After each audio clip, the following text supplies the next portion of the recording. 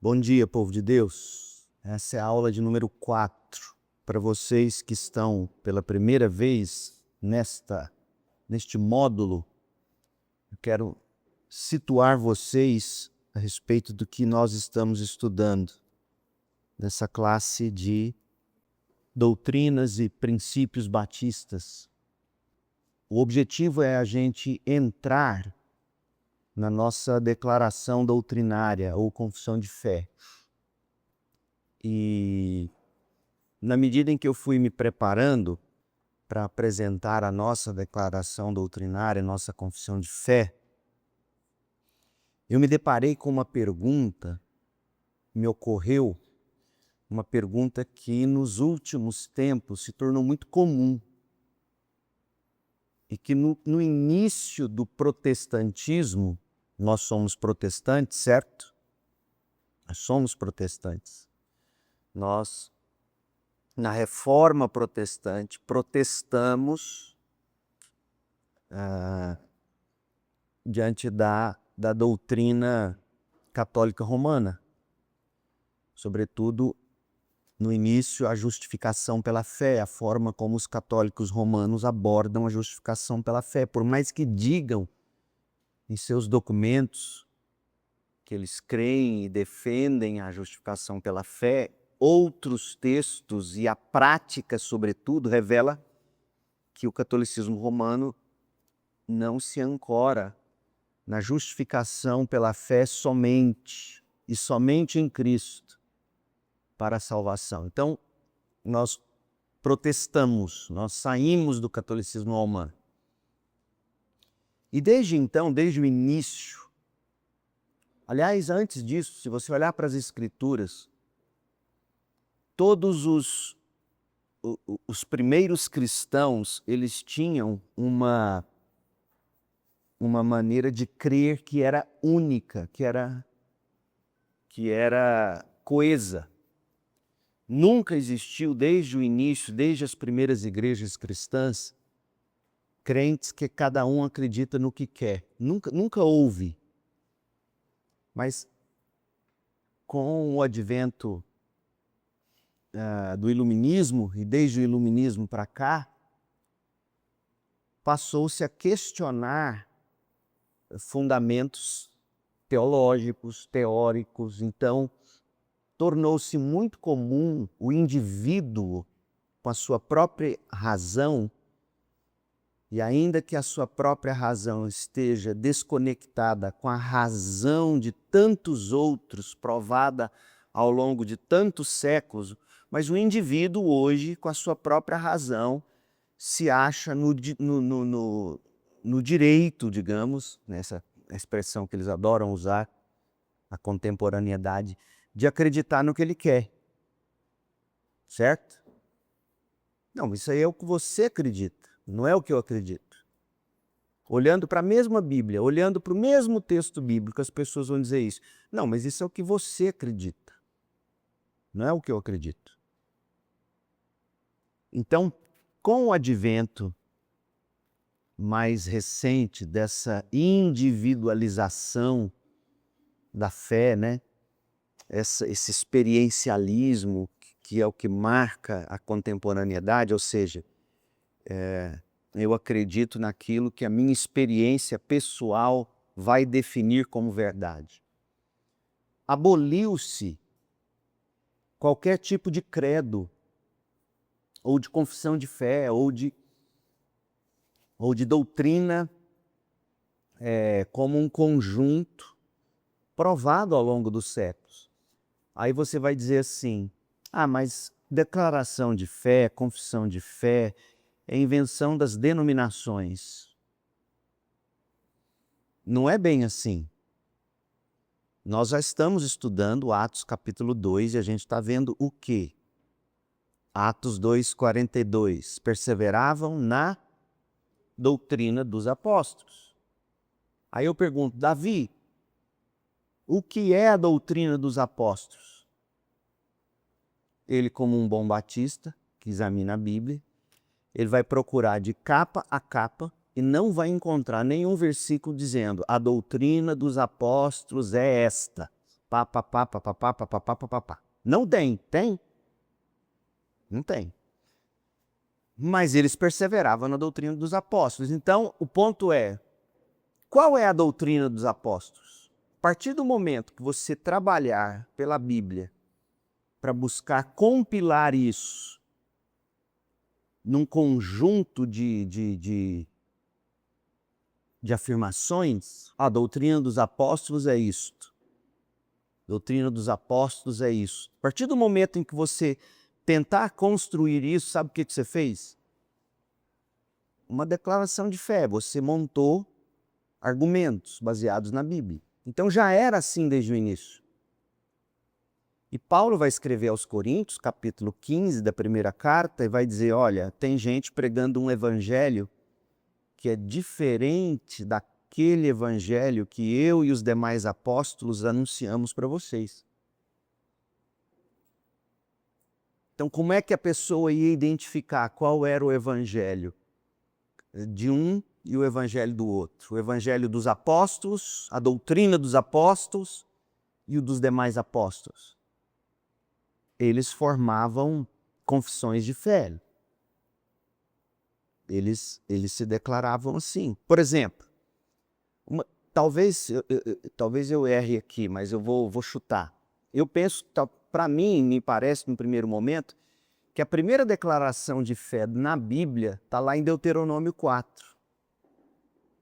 Ouça, ó Israel, o Senhor é o único Deus.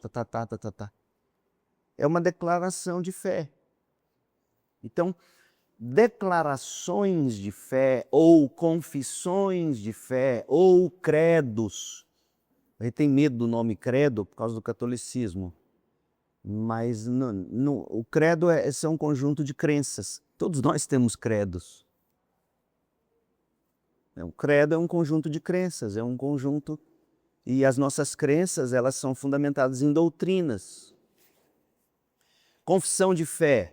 Judas, o apóstolo, na carta dele, aquela penúltima carta do Novo Testamento, logo depois de Judas vem Apocalipse, Judas vai falar da fé que de uma vez por todas foi entregue aos santos. Que fé é essa?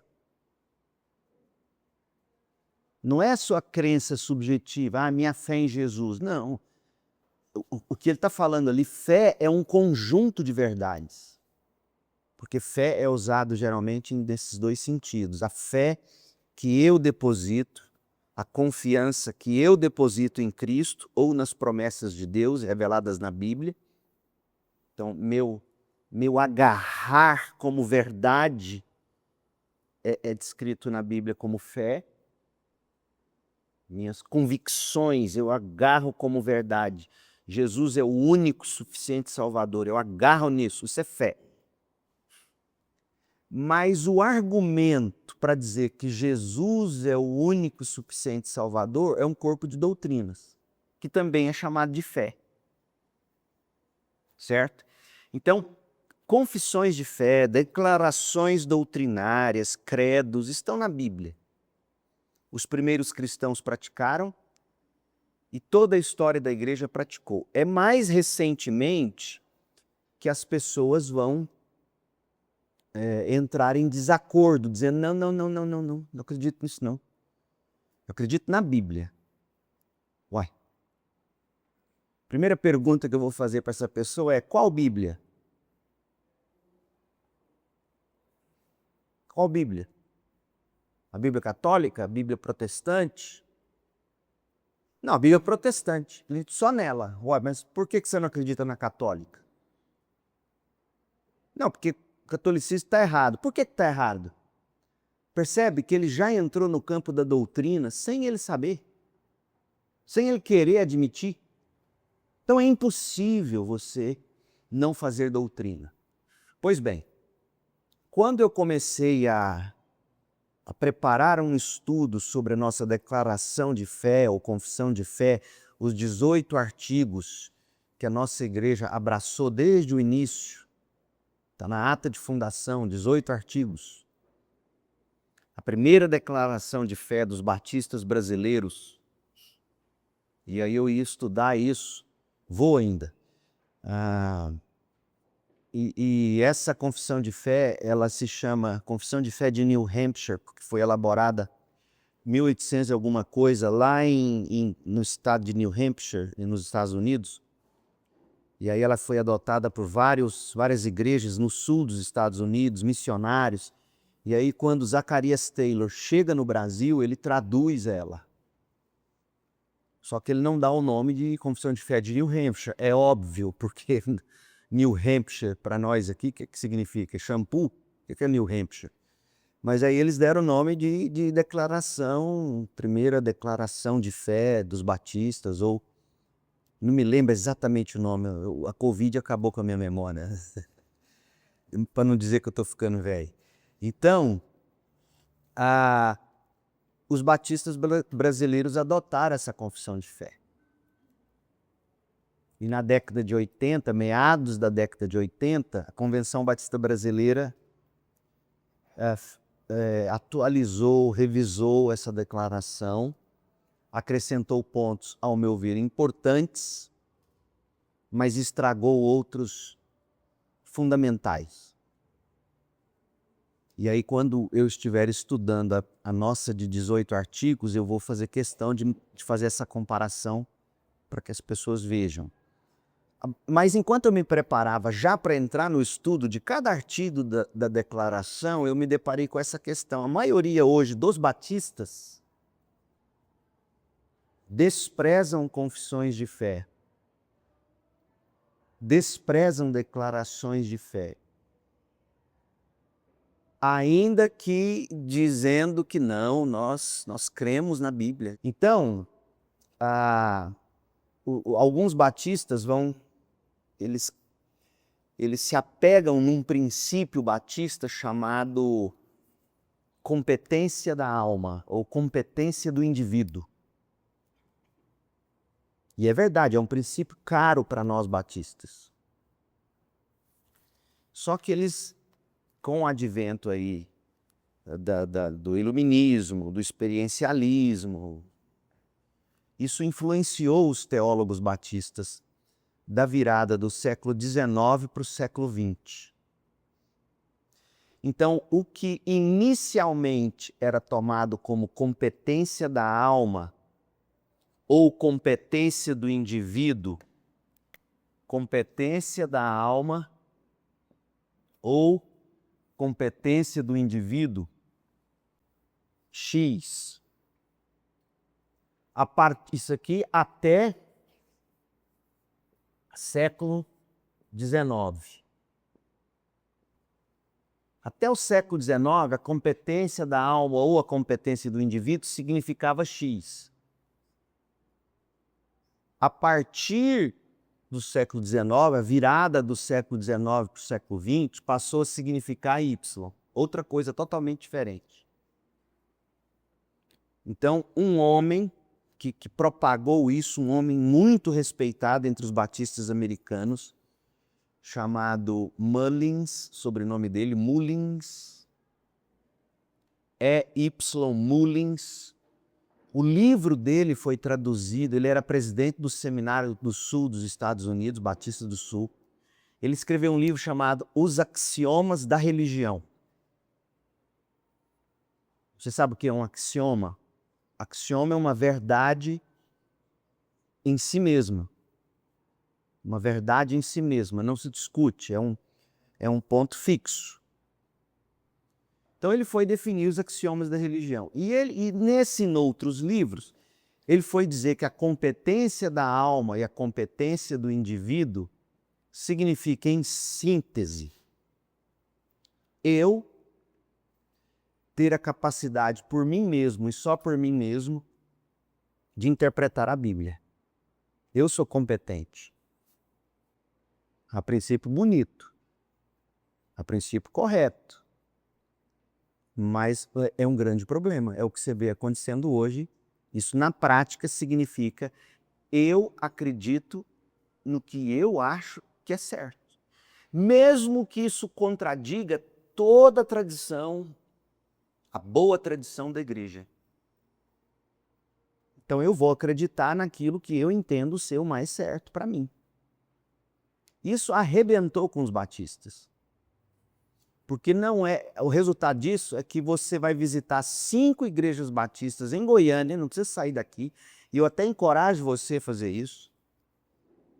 Caladinho, culto aí, não vai todo mundo de uma vez não, que assusta, vai um dia ou outro, visita uma igreja batista hoje, outra igreja batista amanhã, 5 com a nossa e mais 4, visita 4 igrejas.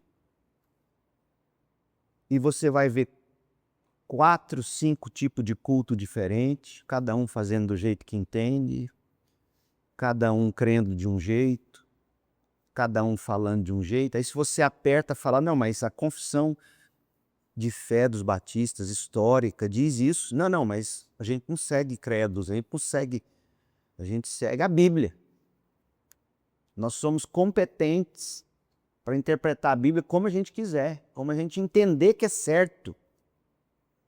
Ainda que isso entre em choque com a boa tradição. Então, a competência do indivíduo, ou a competência da alma, que é um princípio batista, a partir do século XIX, do século XX, bem no início do século XX, 1900, antes de 1910, o Mullins era presidente do Seminário do Sul dos Estados Unidos.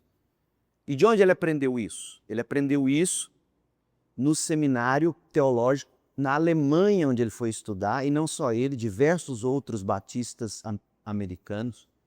E quando eles chegam nas universidades alemãs, eles já estão todos influenciados pelos filósofos alemães, que vão discutir o iluminismo, essas coisas todas. Então, aí eles voltam para os Estados Unidos, para os seus seminários, para dar aula, e eles voltam com essa ideia toda virada. Esse Mullins escreve livros, dentre eles o Axioma da Religião. Esse livro vem para o Brasil, como a maioria da nossa literatura veio de lá, e nada contra vir de lá, necessariamente. E esse livro influenciou gerações e gerações e gerações de pastores no Seminário do Sul do Brasil, que é no Rio de Janeiro, no Seminário do Norte do Brasil, que é em Recife. E aí todos passaram a interpretar a competência da alma ou a competência do indivíduo como Y, ou seja, eu olho para a Bíblia, eu não preciso de confissão de fé, aliás, é só a palavra de Deus, minha única regra de fé e prática, e é outra verdade inegociável. A Bíblia é a nossa única regra de fé e prática, só que não é a Bíblia no sentido como você interpreta o seu. Você tem que se não fosse necessário mestres, Deus não teria estabelecido pastores para as igrejas. Pastores aptos para ensinar, que é o que vai dizer Paulo. Se você não precisasse de alguém apto para te ensinar, se você fosse realmente competente por si mesmo para ler e interpretar a Bíblia, Deus não teria colocado homens aptos para ensinar.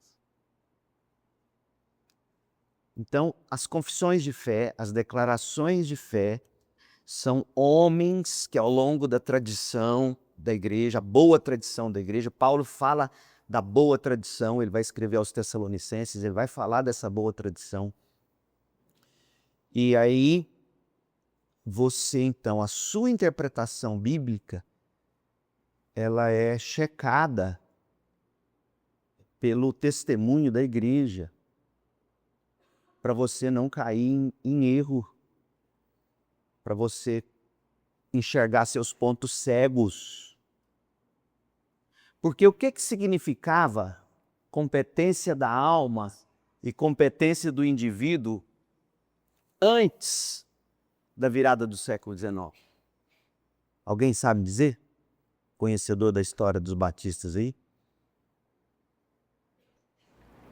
Excluir a doutrina católica da necessidade do padre. Exatamente. Exatamente. Você e eu, João Pedro e eu e vocês todos são competentes individualmente para se achegar diante de Deus por meio de Jesus Cristo. Você não precisa de um sacerdote. Nós temos competência para isso. Nós temos... E aí a palavra competência a gente teria que estudar aí no dicionário direitinho, porque a gente só pensa talvez num aspecto da definição de competência, né? Mas eu arrisco dizer que seria... Nós temos capacidade, a possibilidade de nos achegarmos diante do trono da graça de Deus sem precisar da mediação de um padre ou de um sacerdote. Apenas por meio de Jesus Cristo. É daí que vem essa declaração que os evangelistas batistas, os antigos vão lembrar, os novos não escutam mais isso, infelizmente, porque não se prega mais o evangelho, né, nas igrejas, infelizmente. Mas quando a gente diz assim, você crê em Jesus como seu único e suficiente Salvador, vem dessa ideia da competência do indivíduo, da competência da alma dele. Ele por si, diante de Deus, tendo Jesus Cristo como seu único e suficiente Salvador, mediador. Cristo é o nosso sacerdote. Era assim que se cria. Esse é um princípio batista. Só que com o tempo, por causa disso tudo que eu resumi muito brevemente e muito grotescamente, grosseiramente, deixou de ser isso para ser, não, tudo bem, eu tenho essa competência mesmo, eu posso me achegar diante de Deus por meio de Jesus. Mas é mais do que isso. Eu posso interpretar a Bíblia sozinho. Você pode, você não precisa de um padre, é verdade, você não precisa de um padre para ler a Bíblia. Mas dizer que você também não precisa de mestres para ler a Bíblia é dizer que você está discordando da revelação que diz que Deus instituiu pastores mestres para a igreja. Para que mestre? Percebe? Também foge daquela visão da doutrina católica que diz que a salvação só está na Santa Igreja, né? A salvação está na Santa Igreja. Exatamente. Mas a Santa Igreja, ela é representada no catolicismo romano, ela é representada nos seus santos bispos ou sacerdotes.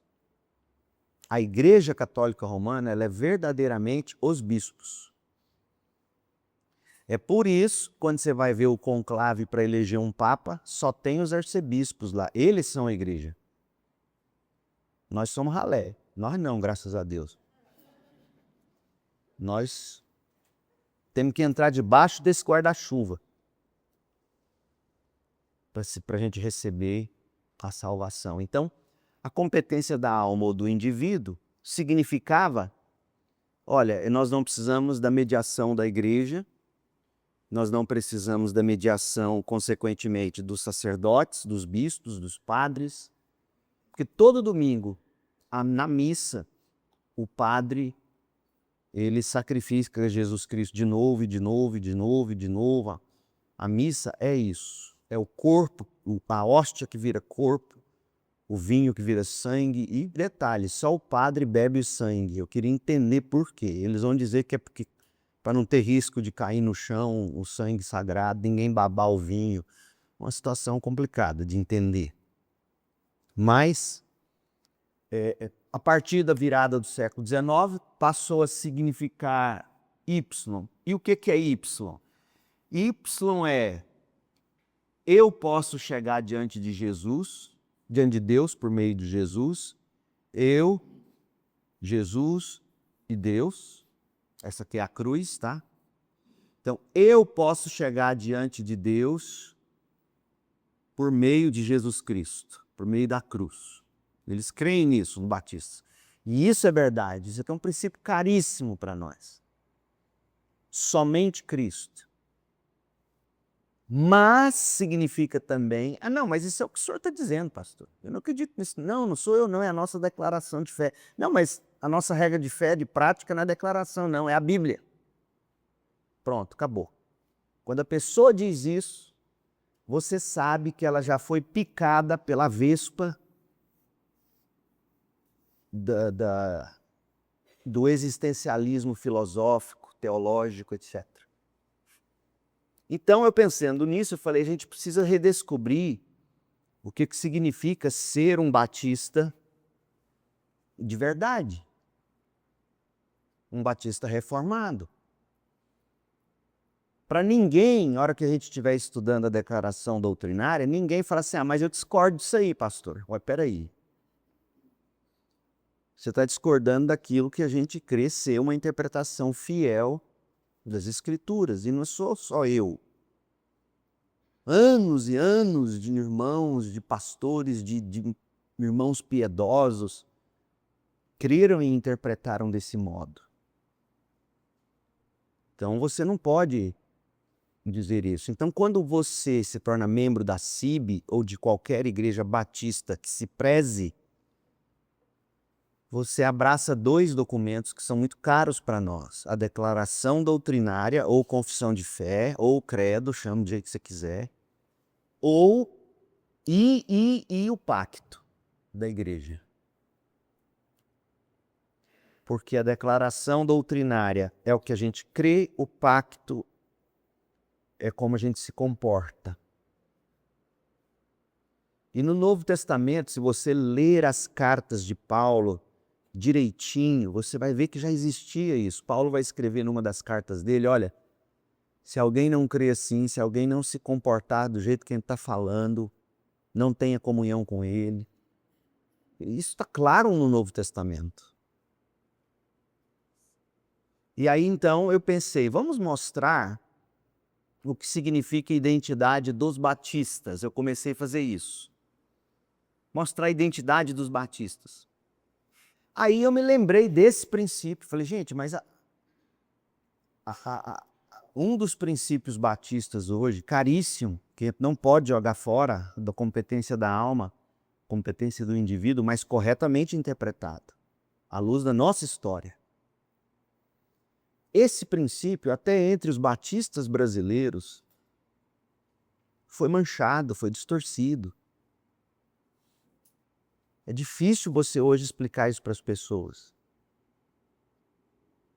Por exemplo, e a coisa é tão louca, pensa o seguinte, você vai num médico, o médico te prescreve um remédio, e aí você percebe que ele está te prescrevendo a maneira de tomar esse remédio, a dose desse remédio, da cabeça dele. Aí você, curioso que é, lê a receita, chega em casa, lê a receita, e paranoico que é, vai ler a bula, não é assim? Vou ler a bula antes de tomar, coitado. Porque o que tem lá, eu nunca entendi essas bulas, porque o que tem lá é o seguinte, olha, pode dar isso, isso, isso. Pode dar também isso, isso e isso. Geralmente até se contradiz. Pode dar fome demais, pode tirar a fome. Pode engordar, pode emagrecer, enfim. Mas a bula é a bula. A bula mostra que houve pesquisas, houve testes, e que, portanto, a maneira melhor de tomar esse remédio em caso de X é o seguinte, 2 vezes por dia, digamos, 250 miligramas cada comprimido. Mas você vai comparar essa bula com o que o médico disse na receita. E na receita fala, não, você vai tomar 4 vezes por dia, 500 miligramas. Então, 2 comprimidos em vez de 1. Antes era 1 comprimido uma vez de manhã, 1 comprimido uma vez à noite, cada um 250. Aí agora ele fala, não, você vai tomar 4 vezes. E em cada vez é 2 comprimidos, porque é 500 miligramas para cada.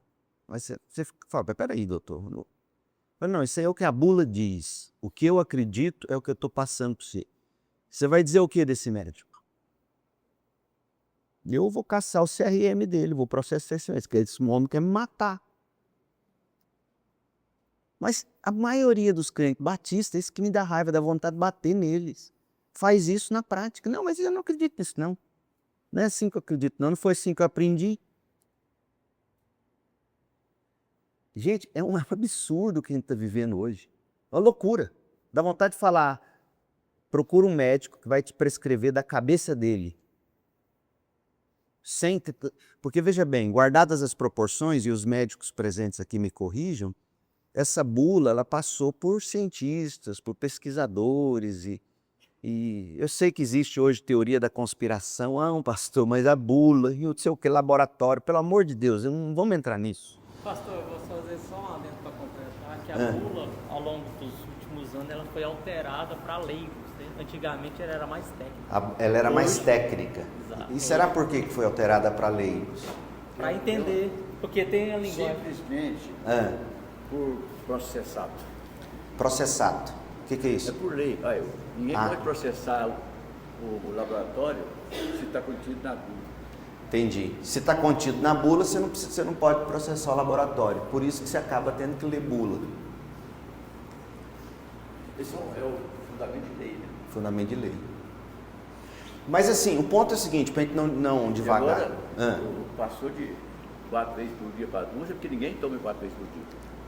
Entendi. Era 4, ninguém tomava, passou para 2. Mas enfim, mas vocês entenderam o que eu quero dizer. O que a bula diz é resultado de um conjunto, espera-se, né? Um conjunto de médicos, de, sei lá, pesquisadores, químicos, bioquímicos, físicos, sei lá o nome que você vai dar, farmacêuticos. É uma equipe de profissionais que chegou àquela conclusão a partir de pesquisas e tá. As nossas confissões de fé, a nossa confissão de fé é fruto de homens de Deus ao longo dos séculos, estudando juntos a Bíblia e dizendo, é isso que a gente crê que a Bíblia está dizendo sobre a Bíblia, é isso que a gente crê que a Bíblia está dizendo sobre Deus e assim por diante. Aí o sujeito chega e diz, não, mas não é isso que eu acredito. É o cara que está prescrevendo remédio da cabeça dele. E é loucura, porque deve ter gente assim, espero que não, dentro da CIB. Isso é fruto, meu povo, de doutrinação de séculos dizendo, não, você sozinho... Você sabe qual é a outra consequência prática? A primeira foi essa, a gente ignora a confissão de fé dizendo que a gente mesmo pode.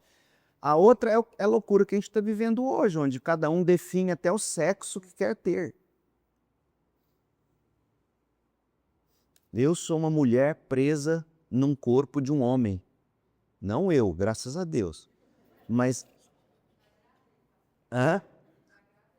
Já gravou minha fada. Mas é esse o ponto. Ou não é? Na prática, a gente chega a essas loucuras. Então, aí eu pensei, eu vou redefinir isso. Redefinir não, eu vou mostrar como é que historicamente a gente fez. Aí eu juntei isso à ideia de que a gente precisa entender o que muita gente hoje tem falado, e graças a Deus por isso. O que significa ser um batista reformado? Em relação ao que significa ser um batista que não se declara reformar. Não deveria ser assim, tá? Porque, em essência, todo batista, se eu for pegar a história,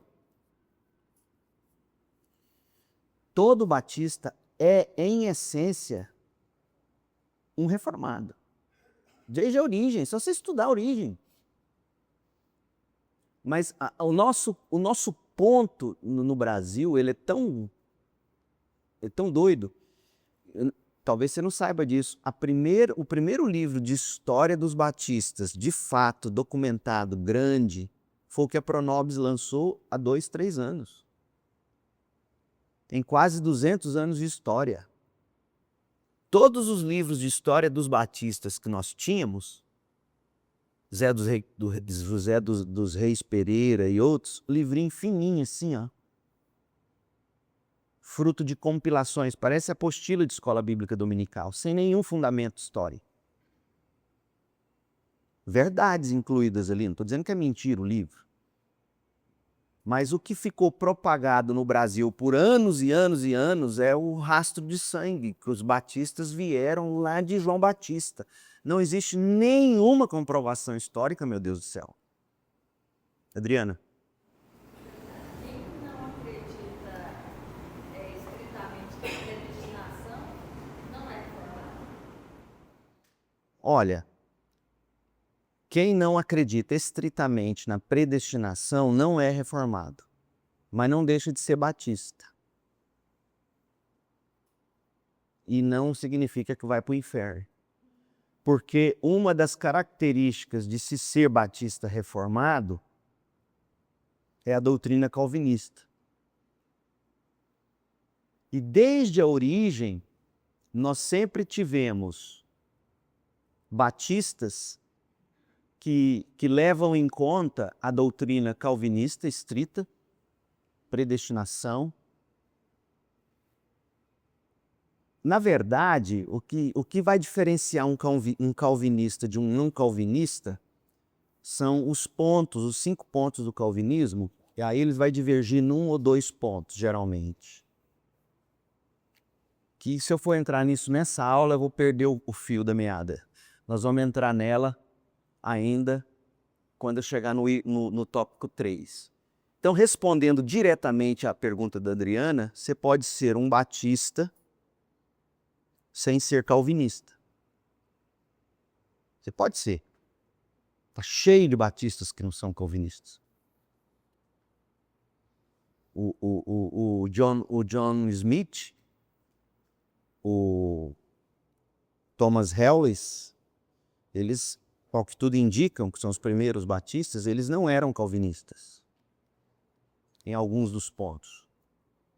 Mas, por outro lado, se você for seguir tudo que Hellis e Smith escreveram, por exemplo, John Smith, que é um cara que os batistas brasileiros admiram, porque foi o primeiro batista, mas você sabia que dentro de uma igreja batista de John Smith você não podia levar a Bíblia? Porque ele não aceitava. Não pode.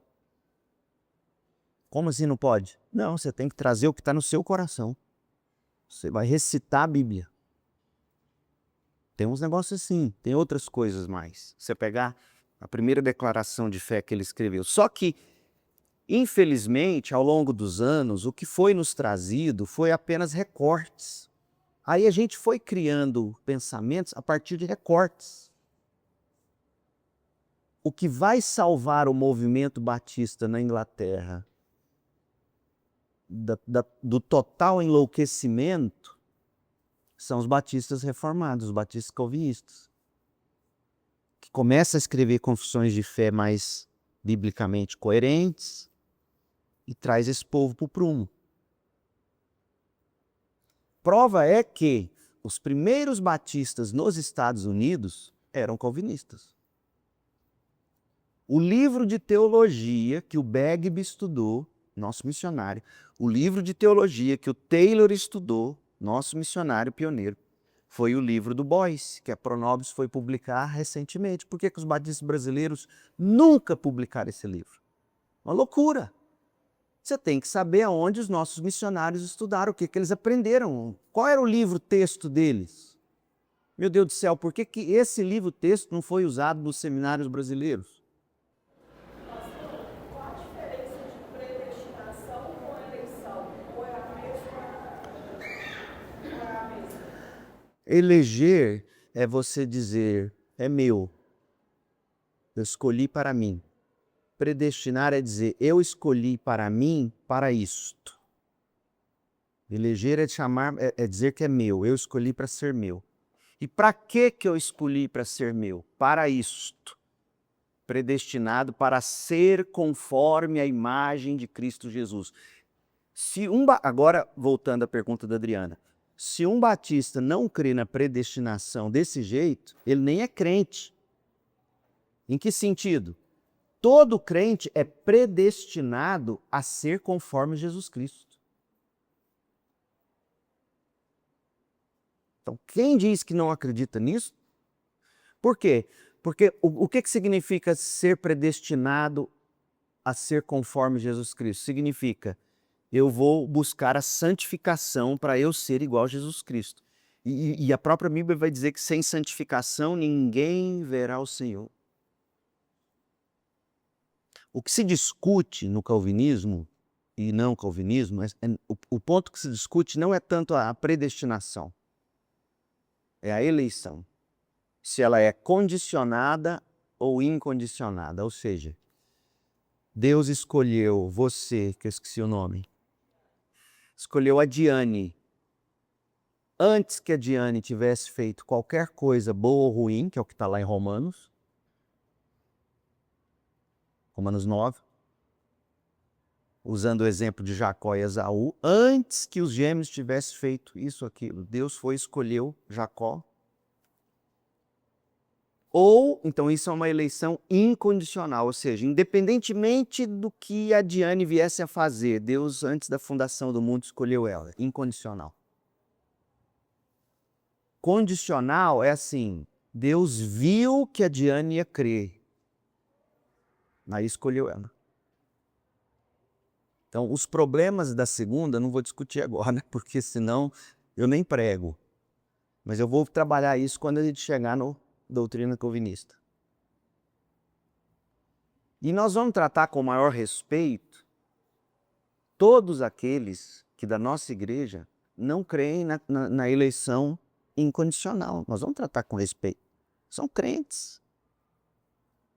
Mas nós vamos sim mostrar os dois lados, como sempre foi. A gente tem que mostrar. Porque esse é um debate, é uma discussão terrível ao longo dos séculos. A gente não sabe discutir isso com civilidade, com amor. John Wesley não cria na eleição incondicional. George Whitefield cria, e os dois eram amigos. Então, a gente vai buscar ser amigo, porque não é uma doutrina, assim, no início, aqui na cabeceira, não é uma doutrina que vai definir se você vai para o céu ou para o inferno. Mas se você não crê, que seja condicionadamente ou incondicionadamente, se você não crê que Deus te elegeu e predestinou seus caminhos para você ser santo, aí é um problema. Aí nós vamos ter que realmente verificar a sua salvação. Certo? Então, o princípio regulador do culto foi o que a gente estudou na aula passada, e começamos a estudar, e eu vi aqui que não vai dar tempo de entrar nele. Diz o seguinte: um batista reformado, ele crê no princípio regulador do culto. O que é o princípio regulador do culto? São os princípios que regulamentam como deve ser um culto a Deus. Por que que na igreja a gente tem um momento do ofertório? Porque a Bíblia regulamenta isso. Por que que a gente envia carta de transferência? Os batistas, isso está na Bíblia. Eu vou mostrar os textos. Avisos. Por que que tem aviso no culto? Eu vou te dar uma dica. Você pega Romanos 16, a carta de Paulo, que era para ser lida na igreja. O capítulo 16 é um monte de anúncio. Então, se a carta estava sendo lida na igreja, ia chegar no momento desses anúncios. Simples assim. Fulano manda saudação, cicrano... Tem isso nas cartas paulinas, que eram para ser lidas no culto. E assim por diante.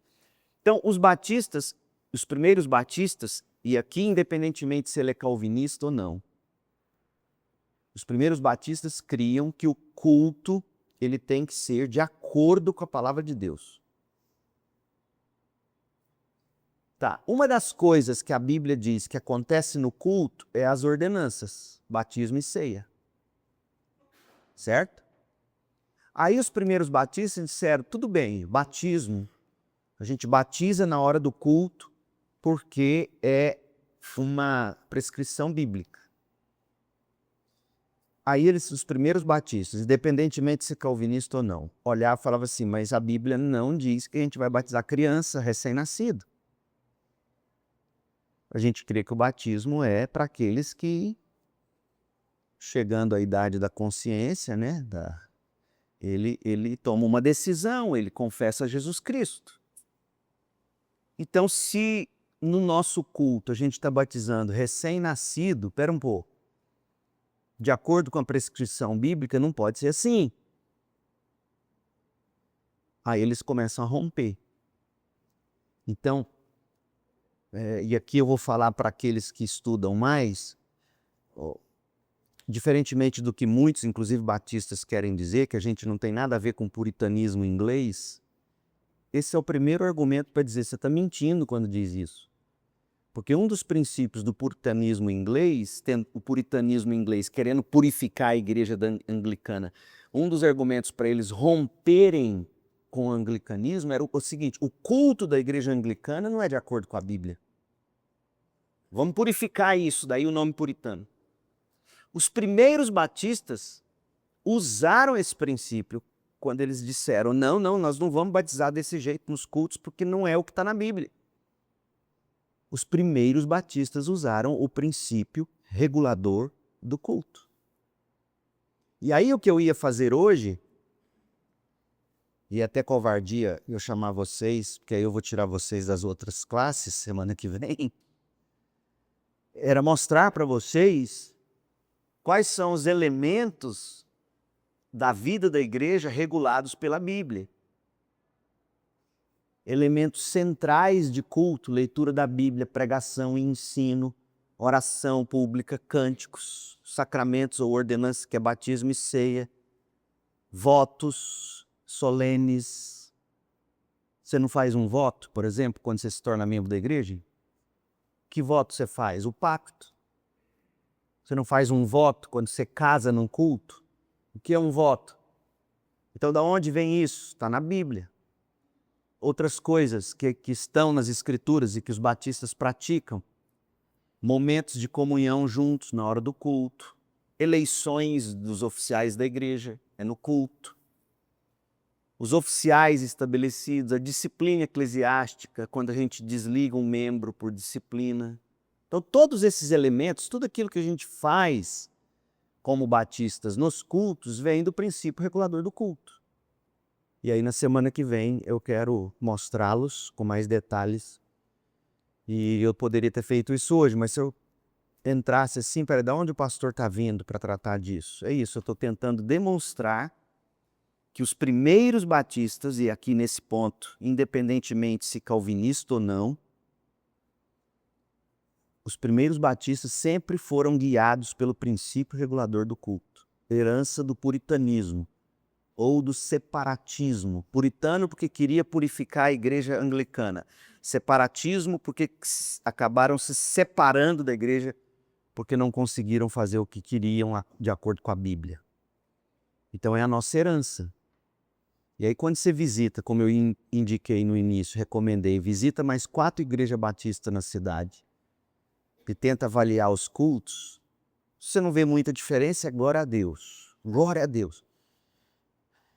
Mas aí é parte para visitar outras denominações. Para você avaliar como que são os cultos, o que se descreve, como se fala, como se prescreve, etc. E você vai perceber que muita coisa fere esse princípio. Porque muita coisa feita em nome de culto a Deus não é o que a palavra de Deus diz que Deus gostaria de ver num culto a Ele. E um exemplo que eu posso te dar, dentre outros, você lembra da história de Uzá e Aiu, lá em Samuel, carregando a arca quase caindo, algo bobo, né? Ele foi pôr a mão para segurar e Deus mata os dois. Não era assim para cuidar da arca. Então Deus importa sim com aquilo que Ele prescreve e assim por diante. Então é isso que a gente busca fazer na nossa igreja. Seguir o princípio bíblico que regula não só a nossa vida, mas também o nosso culto dominicalmente. Vamos para o culto. Deus abençoe.